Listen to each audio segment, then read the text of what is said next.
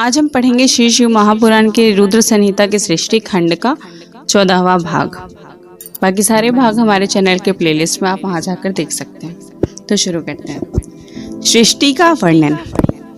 तदनंतर नारद जी के पूछने पर ब्रह्मा जी बोले, मुने, हमें पूर्वोक्त आदेश देकर जब महादेव जी अंतर्धान हो गए तब मैं उनकी आज्ञा का पालन करने के लिए ध्यान मग्न हो कर्तव्य का विचार करने लगा।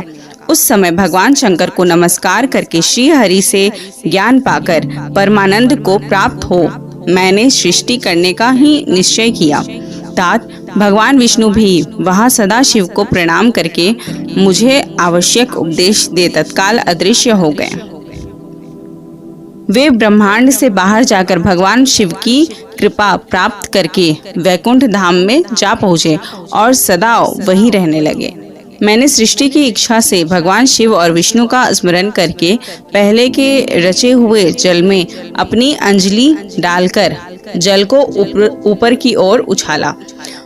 इससे वहां एक अंड प्रकट हुआ जो 24 तत्वों का समूह कहा जाता है। विप्रवर, वह विराट आकार वाला अंड जड़ रूप ही था। उसमें चेतना का न देखकर मुझे बड़ा संशय हुआ और मैं अत्यंत कठोर तप करने लगा। 12 वर्षों तक भगवान विष्णु के चिंतन में लगा रहा। तात वह समय पूर्ण होने पर भगवान श्री हरि स्वयं प्रकट हुए और बड़े प्रेम से मेरे अंगों का स्पर्श करते हुए मुझसे प्रसन्नता पूर्वक बोले। श्री विष्णु ने कहा, ब्राह्मण, तुम वर मांगो, मैं प्रसन्न हूँ। मुझे तुम्हारे लिए कुछ भी अदेय नहीं है। भगवान शिव की कृपा से मैं सब कुछ देने में समर्थ हूँ। ब्रह्मा बोले, अर्थात मैंने कहा, महाभाग, आपने जो मुझ पर कृपा की है वह सर्वथा उचित ही है, क्योंकि भगवान शंकर ने मुझे आपके हाथों में सौंप दिया है। विष्णु, आपको नमस्कार है। आज मैं आपसे जो कुछ मांगता हूँ उसे दीजिए। प्रभु, यह विराट रूप तत्वों से बना हुआ अंड किसी तरह चेतन नहीं हो रहा है, जड़ी भूत दिखाई देता है। हरे, इस समय भगवान शिव की कृपा से आप यहाँ प्रकट हुए हैं, अतः शंकर की सृष्टि शक्ति या विभूति से प्राप्त हुए इस अंड में चेतना लाइए। मेरे ऐसा कहने पर शिव की आज्ञा में तत्पर रहने वाले महाविष्णु ने अनंत रूप का आश्रय ले उस अंड में प्रवेश किया।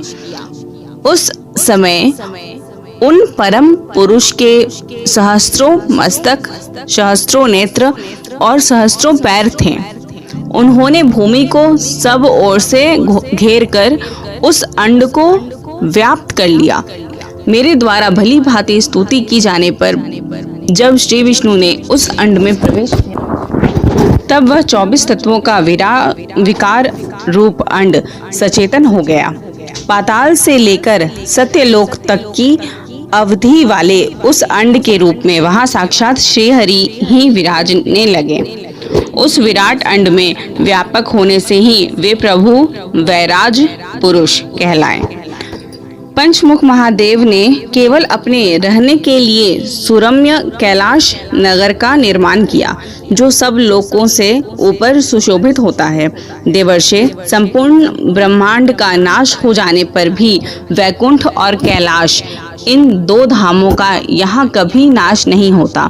मुनि श्रेष्ठ, मैं सत्यलोक का आश्रय लेकर रहता हूँ। तात, महादेव जी की आज्ञा से ही मुझमें सृष्टि रचने की इच्छा उत्पन्न हुई है। बेटा, जब मैं सृष्टि की इच्छा से चिंतन करने लगा उस समय पहले मुझसे अनजाने में ही पाप पूर्ण तमोगुणी सृष्टि का प्रादुर्भाव हुआ, जिसे अविद्या पंचक यानी अथवा पंच पर्वा अविद्या कहते हैं। तदनंतर प्रसन्नचित्त होकर शंभु की आज्ञा से मैं पुनः अनासक्त भाव से सृष्टि का चिंतन करने लगा। उस समय मेरे द्वारा स्थावर संज्ञक वृक्ष आदि की सृष्टि हुई, जिसे मुख्य सर्ग कहते हैं। यह पहला सर्ग है। उसे देखकर तथा वह अपने लिए पुरुषार्थ का साधक नहीं है, यह जानकर सृष्टि की इच्छा वाले मुझ ब्रह्मा से दूसरा सर्ग प्रकट हुआ जो दुख से भरा हुआ है। उसका नाम है तिर्यकश्रोत्रा। वह सर्ग भी पुरुषार्थ का साधक नहीं था। उसे भी पुरुषार्थ साधन की शक्ति से रहित जान जब मैं पुनः सृष्टि का चिंतन करने लगा, तब मुझसे शीघ्र ही तीसरे सात्विक सर्ग का प्रादुर्भाव हुआ, जिसे ऊर्ध्वश्रोता कहते हैं। यह देव सर्ग के नाम से विख्यात हुआ। देव सर्ग सत्यवादी तथा अत्यंत सुखदायक है। उसे भी पुरुषार्थ साधन की रुचि एवं अधिकार से रहित मानकर मैं अन्य सर्ग के लिए अपने स्वामी श्री शिव का चिंतन आरंभ किया। तब भगवान शंकर की आज्ञा से एक रजोगुणी सृष्टि का प्रादुर्भाव हुआ, जिसे आर्वाक्य श्रोता कहते हैं। इस सर्ग के प्राणी मनुष्य हैं जो पुरुषार्थ साधन के उच्च अधिकारी हैं। तदनंतर महादेव जी की आज्ञा से भूत आदि की सृष्टि हुई। इस प्रकार मैंने 5 तरह की वैकृत सृष्टि का वर्णन किया है। इनके सिवा 3 प्राकृत सर्ग भी कहे गए हैं जो मुझ ब्रह्मा के सानिध्य से प्रकृति से ही प्रकट हुए हैं। इनमें पहला महातत्व का सर्ग है, दूसरा सूक्ष्म भूतों अर्थात तन्मात्राओं का सर्ग है और तीसरा वैकारिक सर्ग कहलाता है। इस तरह ये 3 प्राकृत सर्ग हैं। प्राकृत और वैकृत दोनों प्रकार के सर्गों को मिलाने से 8 सर्ग होते हैं। इनके सिवा नवा कौमार सर्ग है जो प्राकृत और वैकृत भी है। इन सबको अवान्तर भेद का मैं वर्णन नहीं कर सकता क्योंकि उसका उपयोग बहुत थोड़ा है। अब द्विजात्मक सर्ग का प्रतिपादन करता हूँ। इसी का दूसरा नाम कौमार सर्ग है, जिसमें सनक सनंदन आदि कुमारों की महत्वपूर्ण सृष्टि हुई है।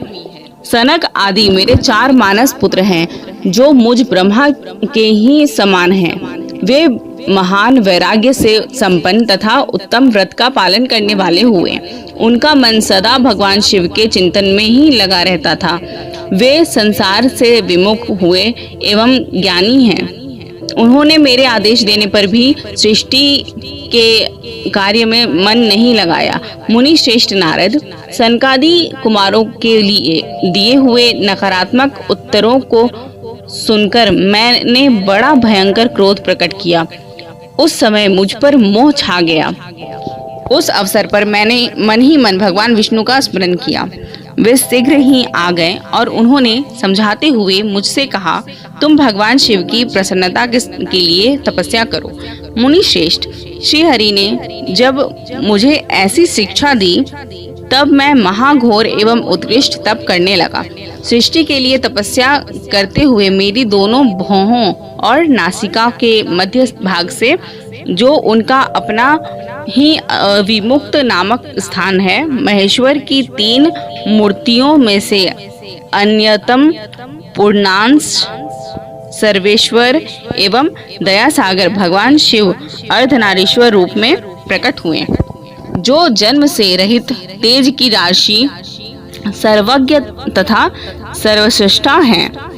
उन नील लोहित नामधारी साक्षात उमा वल्लभ शंकर को सामने देख बड़ी भक्ति से मस्तक झुका उनकी स्तुति करके मैं बड़ा प्रसन्न हुआ और उन देवेश्वर से बोला, प्रभु आप भांति भांति के जीवों की सृष्टि कीजिए। मेरी यह बात सुनकर उन देवाधिदेव महेश्वर रुद्र ने अपने ही समान बहुत से रुद्र गणों की सृष्टि की। तब मैंने अपने स्वामी महेश्वर महारुद्र से फिर कहा, देव आप ऐसे जीवों की सृष्टि कीजिए जो जन्म और मृत्यु के भय से युक्त हों। मुनि श्रेष्ठ मेरी ऐसी बात सुनकर करुणा सागर महादेव जी हंस पड़े और तत्काल इस प्रकार बोले। महादेव जी ने कहा, विधाता मैं जन्म और मृत्यु के भय से युक्त अशोभन जीवों की सृष्टि नहीं करूंगा, क्योंकि वे कर्मों के अधीन हो दुख के समुद्र में डूबे रहेंगे। मैं तो दुख के सागर में डूबे हुए उन जीवों का उद्धार मात्र करूंगा। गुरु का स्वरूप धारण करके उत्तम ज्ञान प्रदान कर उन सबको संसार सागर से पार करूंगा। प्रजापति, दुख में डूबे हुए सारे जीव की सृष्टि तो तुम ही करो। मेरी आज्ञा से इस कार्य में प्रवृत्त होने के कारण तुम्हें माया नहीं बांध सकेगी। मुझसे ऐसा कहकर श्रीमान भगवान नील लोहित महादेव मेरे देखते देखते अपने पार्षदों के साथ वहां से तत्काल तिरोहित हो गए। तो यहाँ पे हमारा 14वां अध्याय कंप्लीट हुआ। धन्यवाद।